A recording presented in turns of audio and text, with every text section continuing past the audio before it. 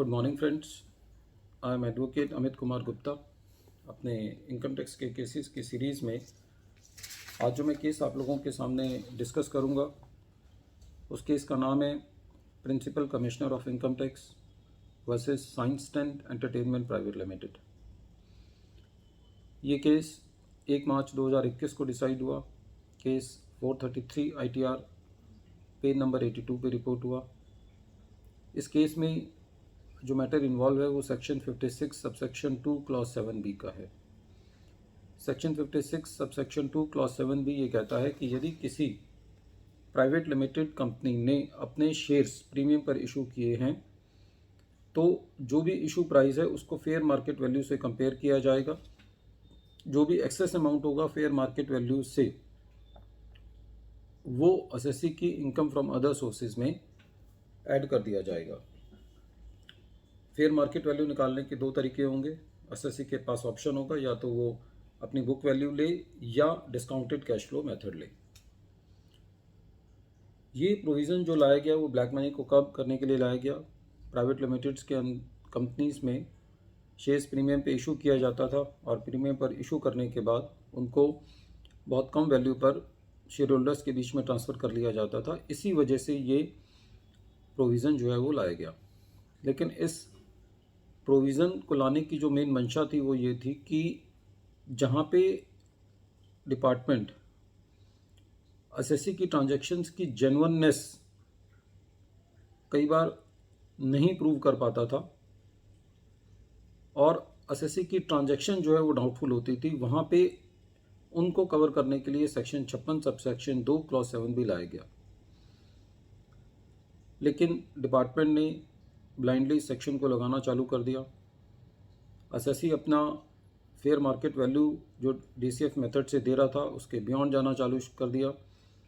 Valuation reports को challenge करना शुरू कर दिया, जिसकी वजह से असेसी की इस सेक्शन के अंदर काफ़ी एडिशंस होने लगी। ये इस केस के अंदर असेसी ने जो अपना शेयर इशू किया था उसका जो प्रीमियम का रेशो था वो 1:2602 टाइम्स था, 2602 गुना था। मैटर में असेसी को दिल्ली ITAT ने रिलीव दे दिया था और इसलिए यह मैटर जो है वो दिल्ली हाई कोर्ट में था। इस केस के फैक्ट्स इस तरीके से हैं। असेसी ने करीबन 90 करोड़ रुपए की कैपिटल इशू की। 90 करोड़ रुपए का मैटर था। असेसी ने जो शेयर इशू किए थे वो करीबन 2602 की रेशो में प्रीमियम इशू हुआ था और जो पैसा आया था वो सारा का सारा पैसा 0% डिबेंचर्स में लगा हुआ था और बाद में जो भी इन्वेस्टमेंट्स की गई थी उन सब इन्वेस्टमेंट्स को आगे आने वाले सालों में एप्रोप्रिएशन वाले पार्ट में उस इन्वेस्टमेंट को राइट ऑफ किया गया था। कहने का तात्पर्य है कि एट द फेस बिल्कुल ऐसा लगता है कि असेसी ने कुछ बुक्स में एडजस्टमेंट्स करी। यही डिपार्टमेंट ने अपनी प्ले ली कि असेसी ने जो DCF मेथड जो दिया था उस मेथड में जो भी प्रोजेक्शंस की थी वो असेसी की पूरी नहीं हुई और असेसी ने ये सारा का सारा पैसा 0% इन्वेस्टमेंट डिबेंचर्स में लगाया, जिससे डिपार्टमेंट ने ये कहा कि इस बात का ये मतलब निकाला जाना चाहिए कि असेसी की जो DCF की रिपोर्ट है वो रिपोर्ट ठीक नहीं है और इसलिए डिपार्टमेंट ने सेक्शन 56 सबसेक्शन 2 क्लॉज 7B में एडिशन कर दिया। मैटर दिल्ली हाई कोर्ट में गया। दिल्ली हाई कोर्ट ने बहुत अच्छी ऑब्जर्वेशंस दी। उन्होंने ये कहा कि केस के अंदर जो शेयर होल्डर्स हैं वो बहुत बड़े बिजनेसमैन हैं, वो नामी गिरामी हस्तियां हैं। अब डिपार्टमेंट जो है वो इन बड़े बड़े बिजनेसमैनों को बिजनेस करना नहीं सिखाएगा कि वो अपना पैसा कहाँ लगाएं। वो इतने खुद समझदार हैं कि जहाँ पे वो प्रीमियम पर शेयर को इशू कर रहे हैं और बाद में वो इन्वेस्टमेंट जो है वो 0% डिबेंचर्स में भी यदि लग रही है और वो इन्वेस्टमेंट इवन बाद में 0 हो गई है तब भी इससे कोई फ़र्क नहीं पड़ता। यदि डिपार्टमेंट को इस सेक्शन में एडिशन करनी है तो उनको असेसी के द्वारा अपनाए गए DCF मेथड से जो रिपोर्ट दी गई है उसमें यदि कोई उनको कमी लगती है तो वो बताएं। वो असेसी की इन्वेस्टमेंट करने की जो क्षमता है और जो उसके डिसीजंस हैं उन पे क्वेश्चन ना करें। डिपार्टमेंट असेसी के आर्म चेयर पे बैठ करके डिसाइड ना करे कि एसएससी को क्या बिज़नेस करना है और क्या बिज़नेस नहीं करना। डिपार्टमेंट एसएससी को ये नहीं बताएगा कि आपको अपने पैसे को कहाँ इन्वेस्ट करना है और कहाँ इन्वेस्ट नहीं करना है। It is the totally prerogative of the SSC to raise funds from any source from where it is able to generate resources, and the SSC is fully authorized to make the investments.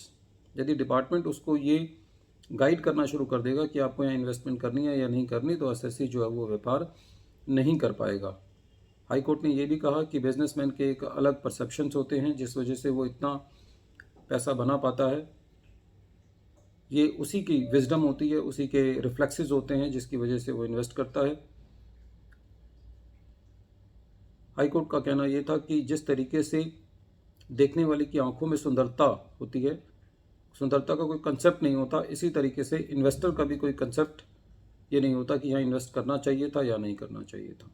Friends, ये बहुत ही landmark decision है जहाँ पे department ने section 56 sub section 2 clause 7B की addition को delete किया और ये कहा कि यदि डिपार्टमेंट को कोई उसके सोर्स पर यदि कोई क्वेश्चन लगता है तो डिपार्टमेंट बताए, कोई वैल्यूएशन रिपोर्ट के अंदर कोई बेसिक कमी लगती है तो बताए।